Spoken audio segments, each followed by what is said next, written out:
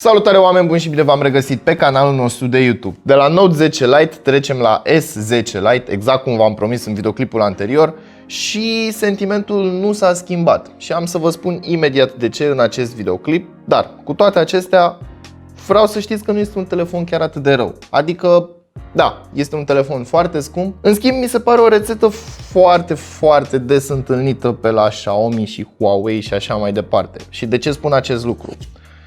Spate de plastic, plastic, o combinație de sticlă cu plastic, ei le spun glastic. În fine, hai să nu exagerăm foarte mult, este cumva plastic. Ramă de aluminiu, performanță decentă, design modern și uite așa ai un Xiaomi la preț dublu cu sigla de la Samsung pe el. Bine, puțin exagerat, de ce să vă mint, pentru că am fost cam cârcotaș la acest comentariu. Cumva consider că doar un soft mai atent selecționat și cumva o experiență mai bine îndesată într-un device, cumva nu mi se pare justificat să cer dublu cât cer Xiaomi pe telefoanele lor. Iar aici nu am ce să comentez foarte multe lucruri, sunt câteva aspecte care lipsesc la acest telefon și de aceea îl fac să nu pară o alegere primară pentru unii dintre voi, inclusiv pentru mine. Dar hai să vedem ce găsim în cutie, de ce există acest telefon și ce știe să facă. Dar înainte de toate, nu uita să te abonezi și să activezi notificările, iar mai apoi intră pe cel.ro/giveaway pentru a te înscrie în concurs. Dăm pe acesta la o parte, am și Note 10 Lite aici lângă mine. Evident, capac.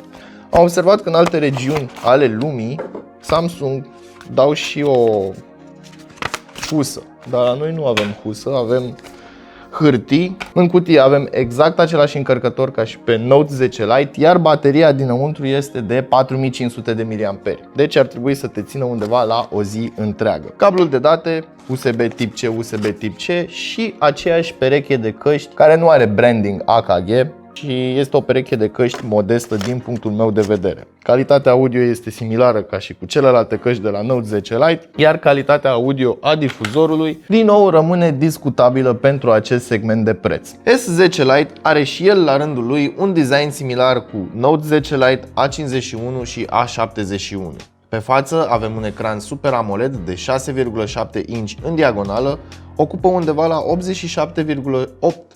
87,8% din suprafața frontală a telefonului, o rezoluție Full HD+, aspect 20:9 și o densitate de 394 de pixeli per inch. Ca o mică paranteză, S10-le are Dynamic AMOLED și măsoară 550 de pixeli per inch.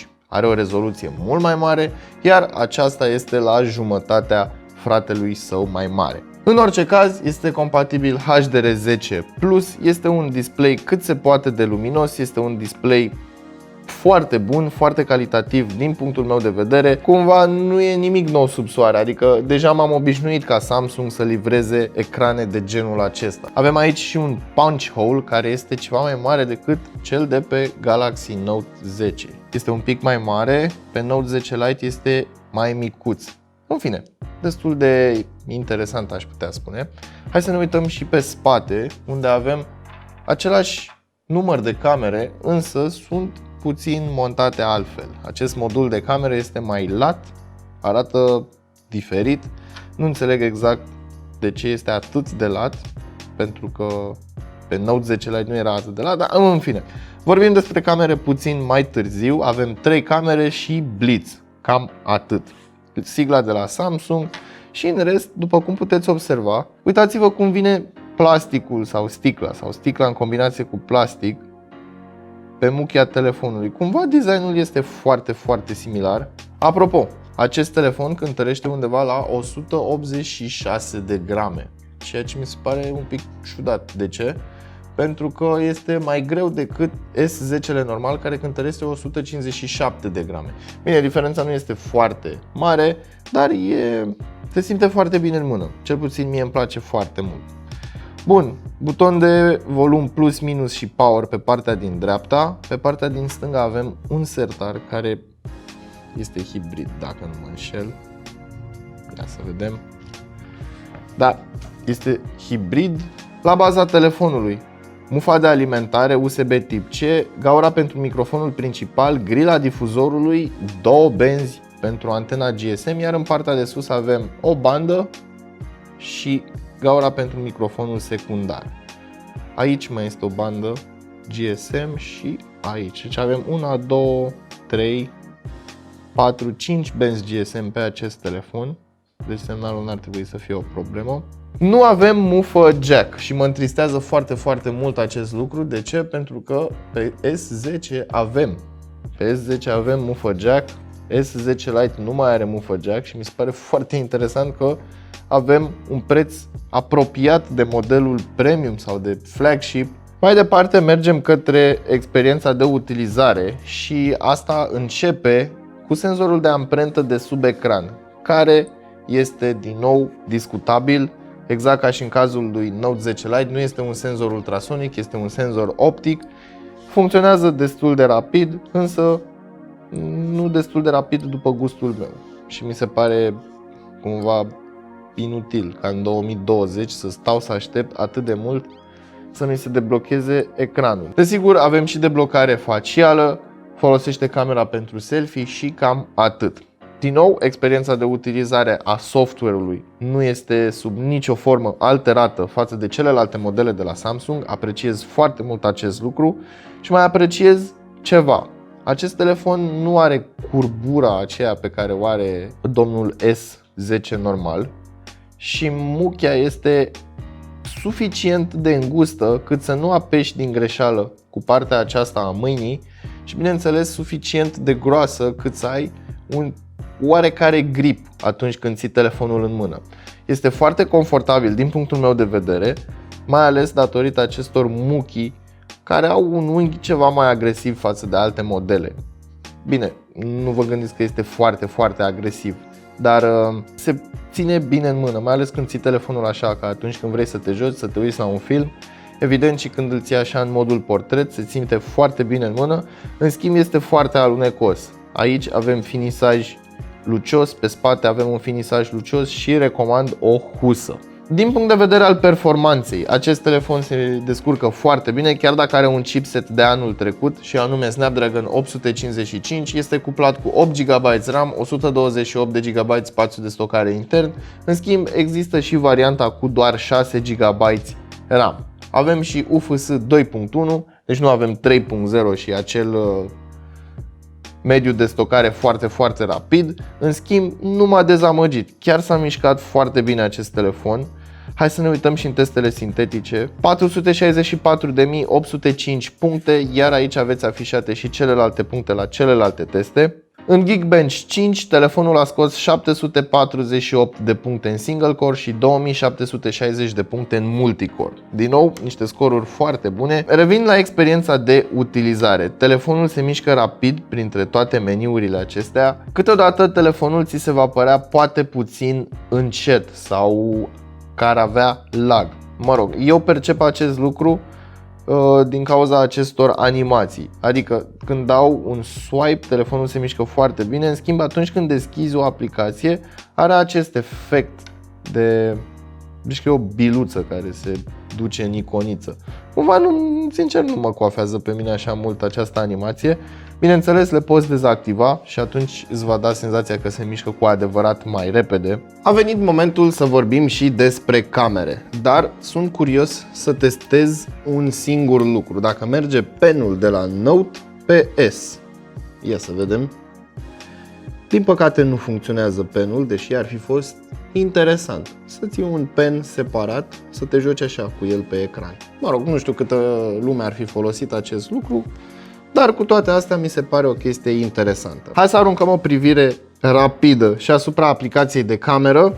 Butonul de setări, aici în stânga sus, setările pentru blitz, timer, aspect, motion photo sau live picture sau cum vreți voi să-i spuneți, beauty mode, iar aici avem modurile, de la live focus video la more, unde găsim și modul pro. Și pe mine mă interesează modul pro, unde am posibilitatea să selectez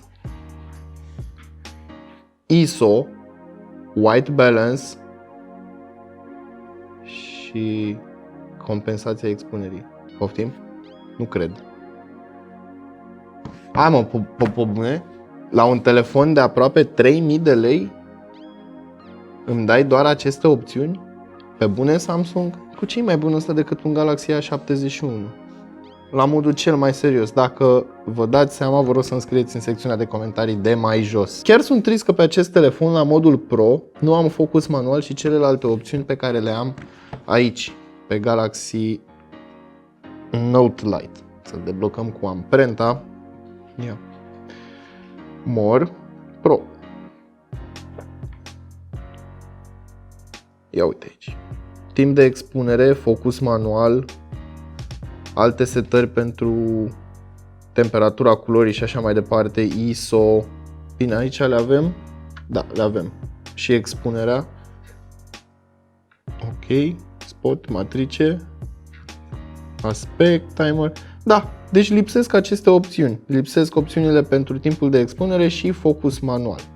Foarte supărat sunt. De ce să nu vă spun acest lucru? Chiar sunt foarte supărat că nu avem aceste setări. În orice caz, 48 de megapixeli camera principală cu Super Steady Optical Image Stabilization, 12 megapixeli f2.2 camera ultra-wide și 5 megapixeli f2.4 o cameră dedicată pentru macro. Iar aici aș vrea să vă menționez o chestie. Gaura camerei nu este aliniată cu camera în sine.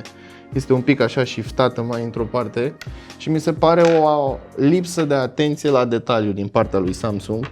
Nu mi-o luați în nume de rău că sunt cârcotaș, dar totuși vorbim de Samsung aici. Samsung care pune foarte mult accent pe calitatea unui produs, pe finisajul unui produs, dar acest lucru foarte micuț care a scăpat e ca un OCD care îți rămâne pe cap. De fiecare dată când te uiți la cameră, vezi că este un pic mai în stânga și nu este pe centrul găurii. Camera de selfie. Hai să vedem și camera de selfie. Ne facem un selfie. Uite, așa face poză cu un ton de culoare.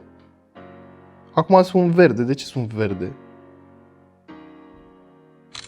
Ia să vedem. Barba nu a scos-o foarte bine. Firele de păr au ieșit decent, aș putea spune. Totuși trebuie să ținem cont că aici avem un mediu controlat destul de bun, adică este lumină din abundență și camera nu ar trebui să scoată aceste aberații cromatice, cum ar fi inclusiv textura din spate, adică este pur și simplu un carton gri. În această poză nu mai este gri și este granulat într-un fel sau altul.